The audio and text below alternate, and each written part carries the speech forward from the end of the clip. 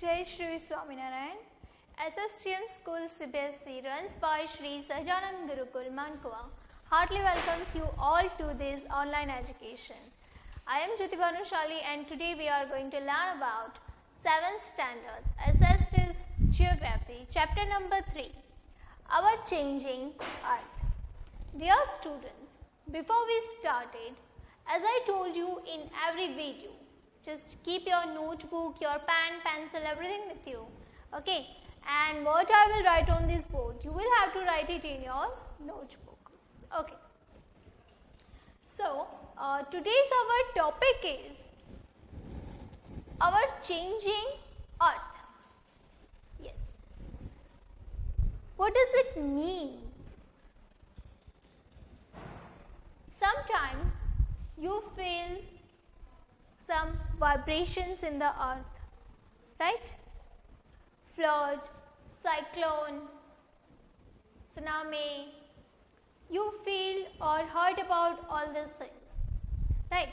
So, these are some forces which occur some changes in the earth. So, students, there is the upper layer of the earth called lithosphere, the solid crust, okay, and this forces changes in this crust, this lithosphere. So let's see about it, that which forces are there, okay. There are mainly two types of that, the endogenic and exogenic. So let's see endogenic and exogenic.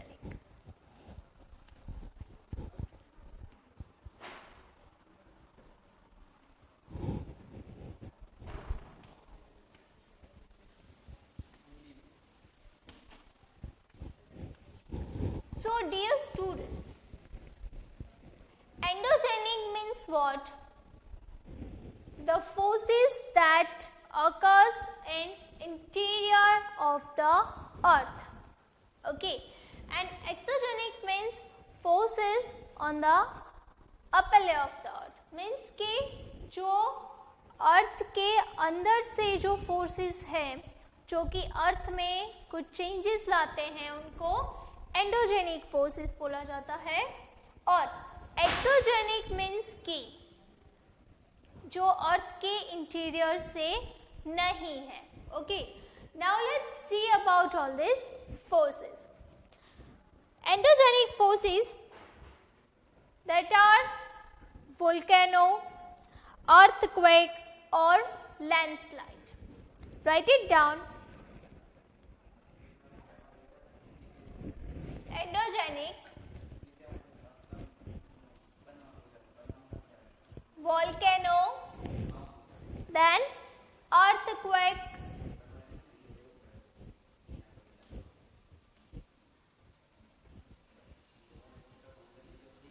and landslide.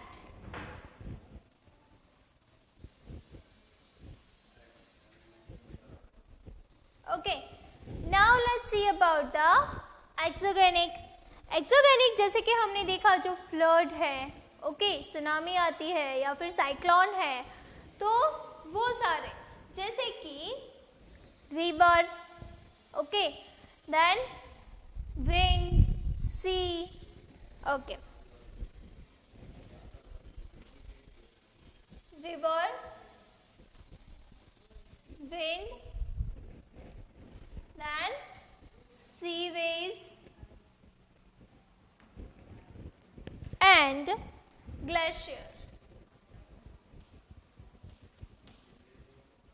Now today we have to learn about these two types of forces, okay, endogenic and exogenic. So let's see about the volcano.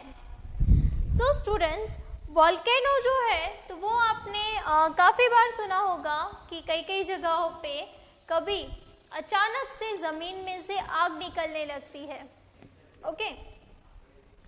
और volcano जो है तो वो काफ़ी डिजास्टिंग भी होता है.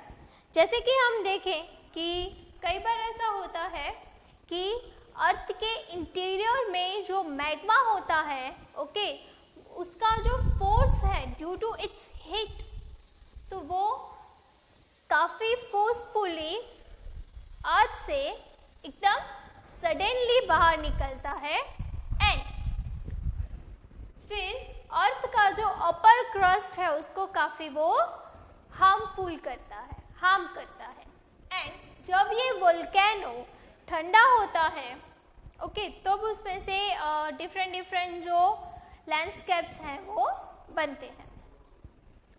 जैसे उसी तरह से अर्थक्वेक जैसे कि हम देखें कि जो लिथोस्फीयर है तो वो मूव करता रहता है, okay, and the surface of the earth vibrate. Lithosphere जैसे मूव करेगा तो अर्थ का जो अपर जो लेयर है वो क्या होगा, वाइब्रेट होगा और this vibration can travel all around the earth, okay. This vibrations are called earthquake.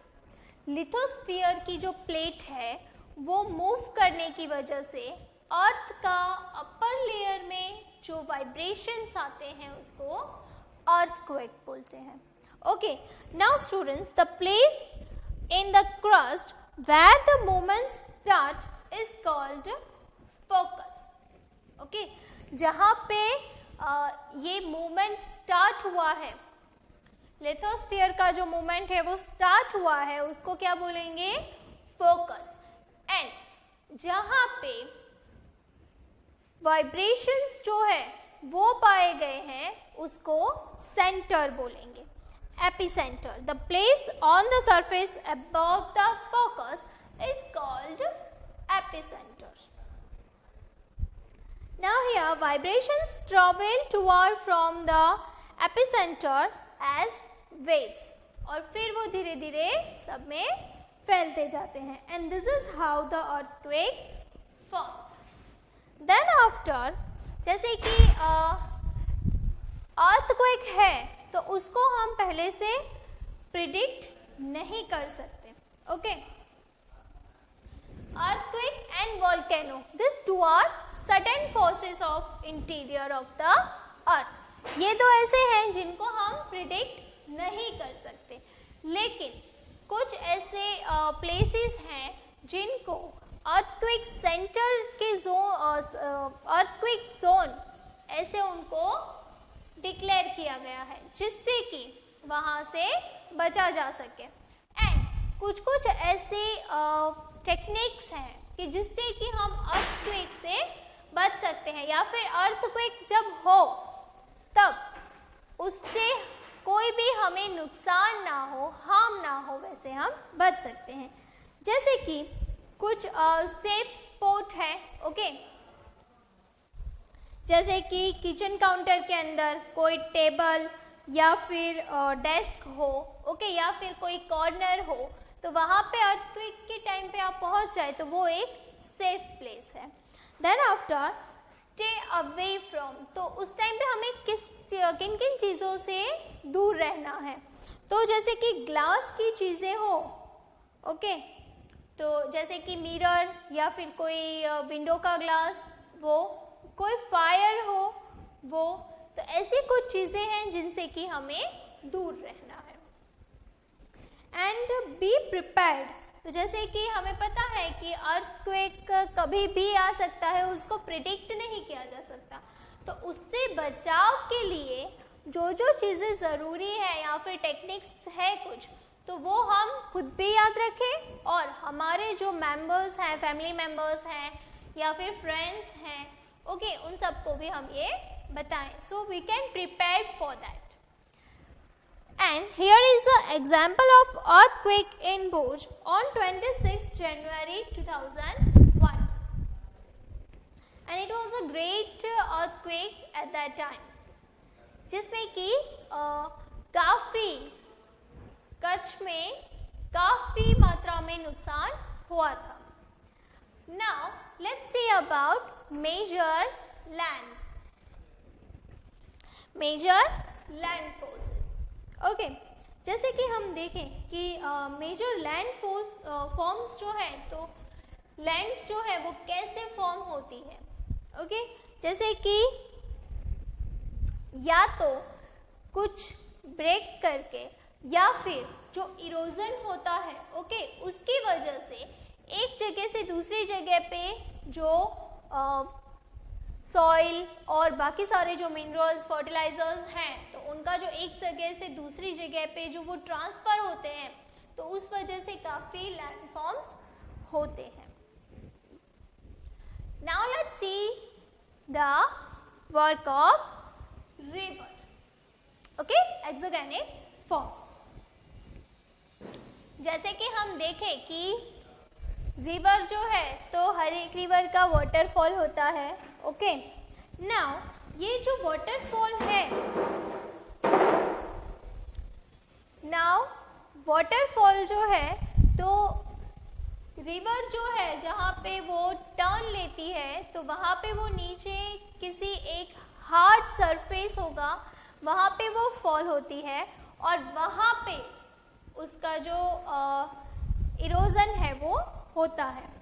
Then उसके बाद जब वो कोई प्लेन जगह पे एंटर करती है, then it turn and twist, turn and twist, turn and twist, okay. तब उसका जो स्पीड होता है वो काफ़ी ज़्यादा होता है और उसकी जगह से वो उसके साथ साथ उस वहाँ के जो भी फर्टिलाइजर्स, मिनरल्स और जो भी फाइन सॉइल होती है वो भी अपने साथ इरोज करके ले जाती है।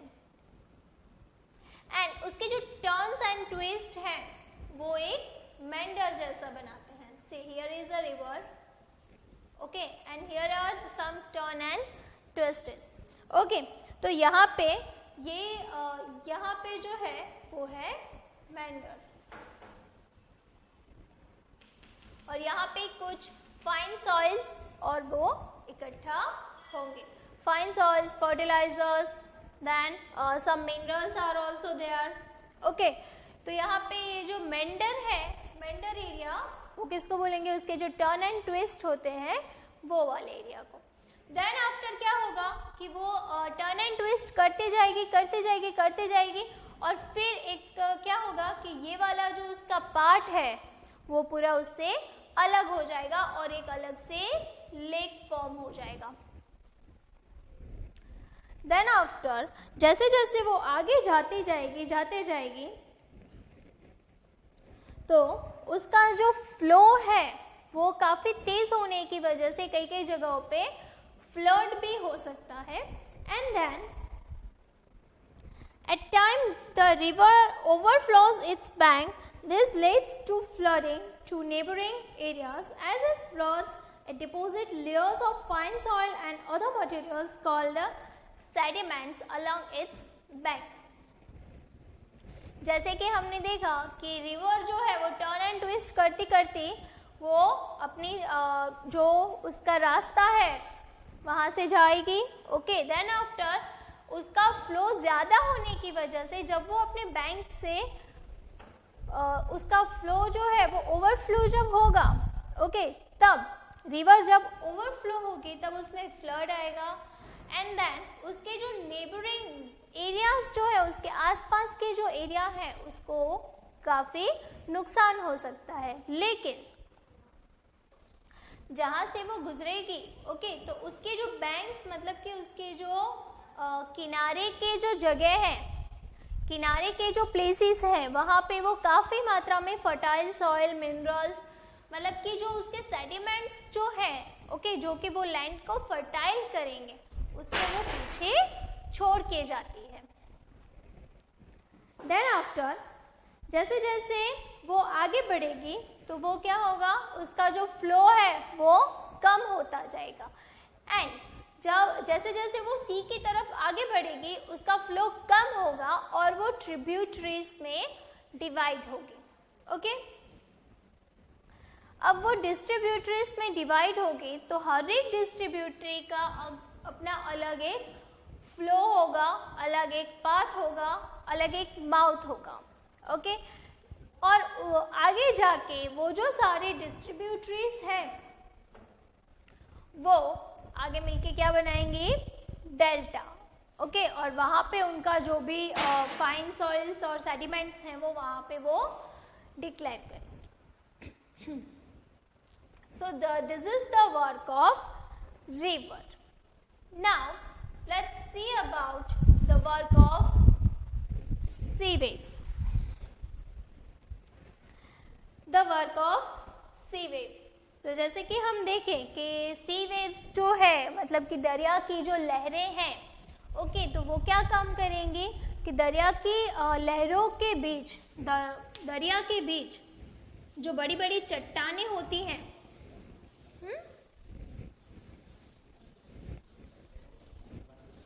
तो जैसे जैसे दरिया में लहरें आएंगी, ज़्यादा जोर से आएंगी, चट्टान से टकराएंगी, वैसे वैसे ये जो चट्टान का जो पार्ट है वो इरोज होना स्टार्ट हो जाएगा. ओके, जब यहाँ पे थोड़ा कुछ पार्ट इरोज होगा, then it called the sea cave. Okay, वो पहले क्या बनाएंगे, सी केव. उसके बाद फिर वो इरोज होते होते इतना इरोज होगा कि मतलब कि सिर्फ उसका जो अपर पार्ट है वही रह जाएगा और उसको बोलेंगे सी आर्च. ओके, जिससे कि पूरा आर पार पानी जा सके. देन आफ्टर जो उसका इरोजन का जो लास्ट स्टेज है, तो उसमें इरोजन इतना होगा कि उसका जो अपर पार्ट है वो भी इरोज हो जाएगा और सिर्फ जो एक ही पार्ट जो है स्टोन का वो बचेगा. And then it is called the stack.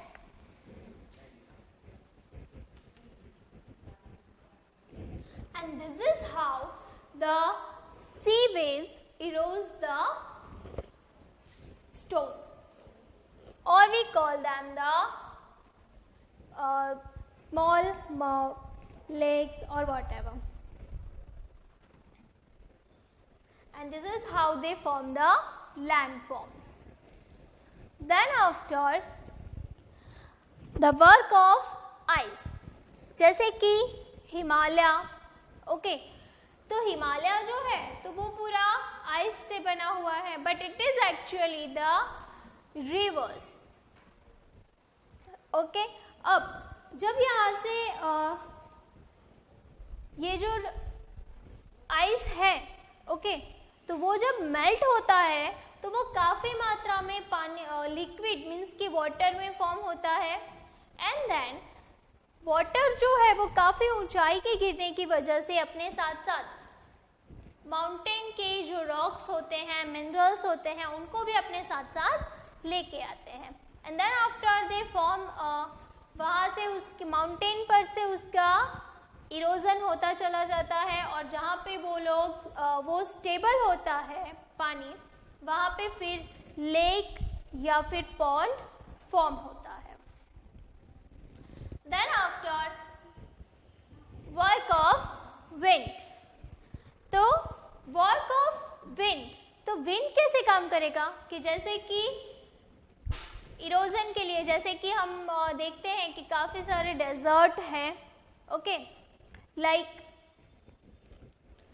Desert of Sahara, white desert of Kutch. Okay, तो ये कुछ एग्जाम्पल्स हैं डेजर्ट के. तो डेजर्ट कैसे फॉर्म होते हैं कि डेजर्ट में आप अगर गए हो तो आपको सैंड ड्यून्स देखने को मिलते हैं. तो सैंड ड्यून्स क्या है, तो जब काफ़ी तेज विंड्स आते हैं तो वो अपने साथ साथ जो सैंड का लोअर लेयर है उसको वो इरोज करके लाते हैं. And then after they shifted the soil from one place to another, and then they form a sand dunes. So this is how the sand dunes formed. When such sand is deposited in large areas, it is called a loess. Large deposit of loess is found in China. So students, Here we understand the endogenic and exogenic forces that forms or get changes in the earth. So, here we completed about this chapter, and if you have any query according to this chapter, just put it in a comment box. Just like, share and subscribe this video and join Microsoft Teams meeting for your doubt solution. Until then, Jai Shri Swaminarayan.